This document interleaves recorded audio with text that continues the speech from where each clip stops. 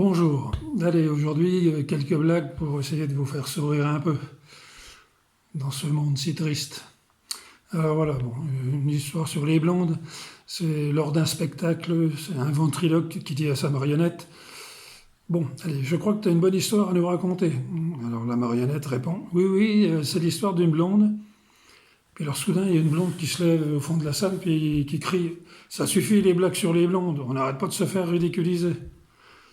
Le ventriloque, mal à l'aise, il lui répond: Excusez-moi, madame, on fait juste ça pour s'amuser. La blonde répond: C'est pas à toi que je parle, c'est au petit à côté de toi. Alors, subtilité de la langue française. Dis, papa, c'est quoi la différence entre potentiellement et concrètement? Alors, le père, il dit à son gamin: Il va chercher ta mère, tu vas comprendre. La mère, elle arrive: Chérie, est-ce que tu coucherais avec Antonio Banderas pour 1 million d'euros? Alors, la mère a dit: Ah non, non, non, moi je t'aime. Quoique, bon, 1 million d'euros, ouais, 1 million d'euros, c'est quand même une somme. Tout compte fait, oui. Ben, il dit: Tu vois, mon fils, il dit potentiellement on est riche, mais concrètement, on a une pute à la maison.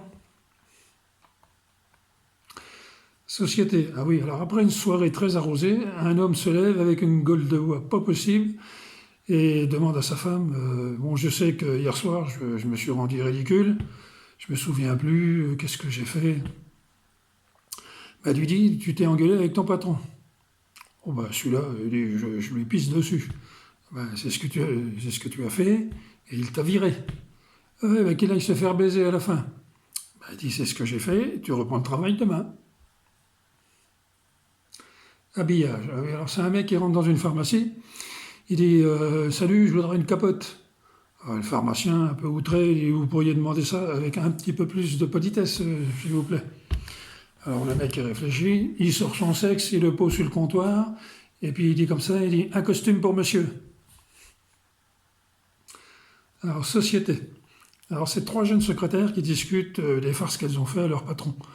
Alors la première, elle dit: Moi, j'ai découpé toutes les photos de son Playboy. La deuxième, elle dit: Moi, j'ai percé tous les préservatifs qu'il y avait dans son tiroir de bureau. Et la troisième, elle s'est évanouie. Alors milieu rural. Alors c'est une paysanne qui sort de la ferme en hurlant après son mari: Hector, Hector, nom de Dieu, mais où c'est que t'es? Elle traverse la cour, va vers la grange en criant à tue-tête. Elle revient vers le potager, au fond duquel se trouvent les water-closettes.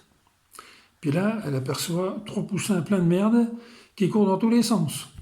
Puis elle entend son mari qui lui crie: Gertrude, apporte-moi du journal, il y a plus de poussins. Éducation. Oui, alors c'est une professeure des lycées qui rappelle à ses élèves de terminale que demain il y a devoir de philo. Aucune absence ne sera tolérée, excepté maladie grave, accident ou décès d'un proche. Alors il y a un rigolo de service là, au fond de la classe, il dit: En cas d'extrême fatigue pour activité sexuelle débordante, est-ce que on est autorisé à être absent?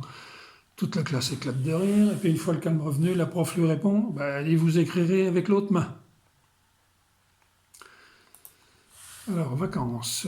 C'est la femme de Jules, s'est noyée à Cuba lors des dernières vacances. Et 2 ans plus tard, les gardes-côtes lui font parvenir un télégramme. Corps de votre épouse retrouvé, couverte d'huile perlière, valeur 200 000 $. Réponse de Jules: Vous vendez les perles, vous transférez l'argent sur mon compte, puis vous remettez l'appât en place. Confort. Ah oui, pourquoi les hommes de 50 ans changent souvent de voiture et de femme?